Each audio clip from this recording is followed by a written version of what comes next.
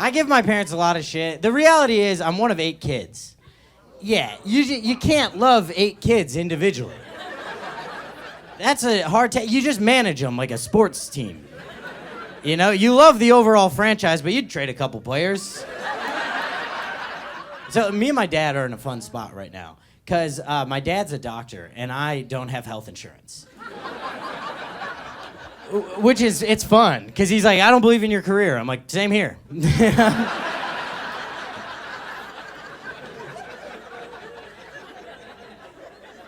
As soon as I lost my health insurance, my dad kind of became my default doctor. So I don't really have another option. That's not the best relationship to have their primary care physician. Because me and him will have like medical check-ins. And he's like, hey, you should drink less. And I'm like, hey, you should hug more. Let's treat the root cause, not the symptom. You guys were a little slow to the pickup on that one.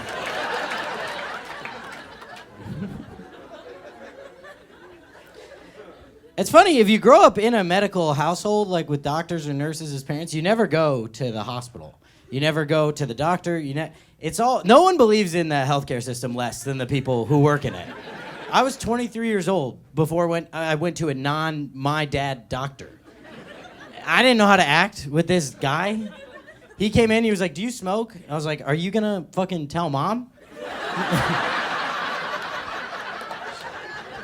Be cool, dude. Don't be a narc.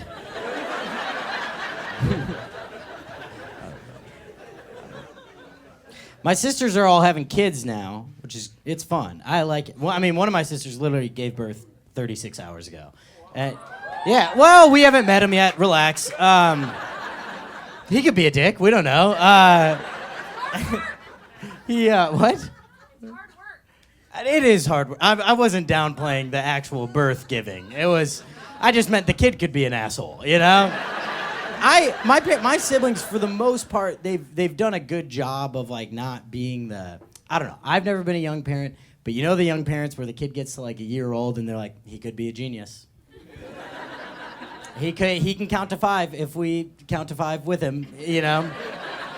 He could be a genius. It's just like he shits himself all day. Let's relax. Let's not put that expectation on them, because sometimes it goes on too long. Like, I have a cousin who recently posted on Facebook, he said, happy 8th birthday to our eternally optimistic Henry. Eternally optimistic 8-year-old. What 3rd grader is a cynic? Who's out there on the playground like, fuck, I got a bad feeling about geometry. Oh, now the school bus can fly? Fuck you, Miss Frizzle, you know? I don't know. I like seeing them kind of keep it in check. Like, I have one sister who, she has a 10-year-old and an 8-month-old. Accident. And, no, I just like saying that. She's gay, so it's literally impossible, but that would be a real miracle.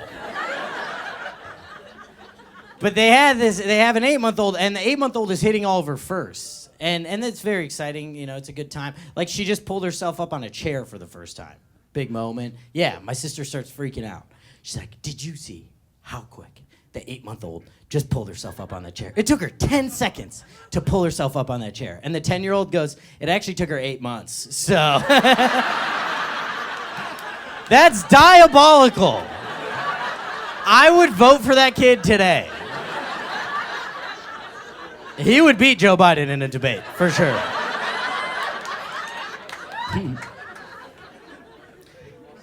Did you say the 8-month-old? All right, relax. That's a perfect example of how I feel about Joe Biden. I don't love him until my parents don't like him. Does anyone resonate with that? Like, I don't really care about him, and then my dad's like, he's getting kind of old, and I'm like, you shut the fuck up! That man's a saint! You fucking alt-right, QAnon! I have no idea what I stand for. It's fun. It's a good way to live. I was just in New York. Boy, that place really makes you feel uncool in a unique way. There's a thing going on in New York right now. No one is paying for the subways.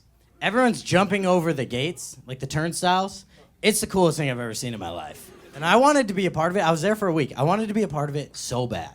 But I was raised a Midwestern little bitch boy, so I just couldn't force myself to do it until my last day, because I'm very poor, too. So on the last day, I was like, fuck it, I'm doing it. I jumped my first one, and it was amazing. It was on the way out, but it felt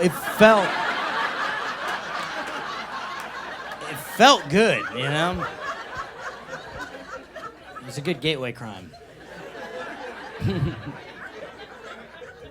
I thought gateway crime was very funny because the double meaning. All right. Thank you. I'm just, my level of income where I'm at right now, I've just had to change certain things. Like it's the punchline of a lot of jokes, but it's the reality of my life. I do have to fly Spirit a lot. I know, I just feel the collective disappointment. Buy a koozie so I can move to Delta, please. Because I felt all of you be like, God damn it. It's not good, and I do have to, I'm flying from the West Coast to the East Coast a lot, so I have to buy the red eyes. I have to buy those flights. From LA to New York, Delta's like $450, $500 right now. Spirit's $11. It's $11. And that's what they pay you if you get on the flight. It's amazing. If you bring a bag, it's about $4,000, but I don't know if anyone's flown a Spirit red eye, but they should be illegal. That's what we should be working on banning collectively. Because it's just a broken model. You get on a flight at 11 p.m. with 200 of just the worst people you've ever met. Just the most desperate group. Where it was everyone's last resort was this flight. And it's just pure chaos. Even in the boarding area, because of the bag limit, everyone just has loose shit in their hands. Everyone's just kind of walking around with loose shit.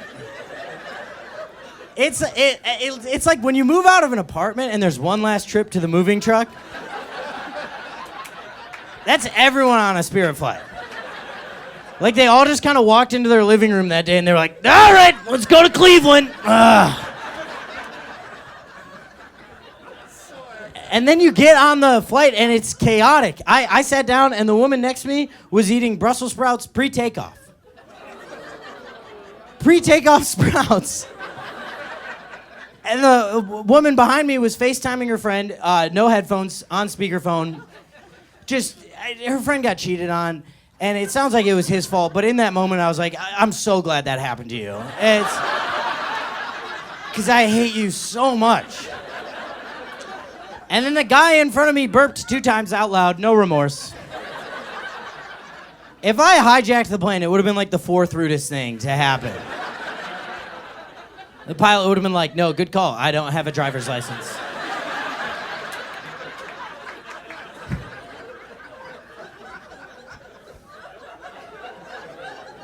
So I have to do that. I have to buy those flights. I also have to stay in pretty bad hotels. Not the worst. I'm not like red roofing it, but a lot of the hotels I stay in don't have overhead lighting. No light switch. They just have lamps. And they're not good lamps. They're old lamps. They're lamps you have to turn on the horny way. You know, where you gotta go up the skirt.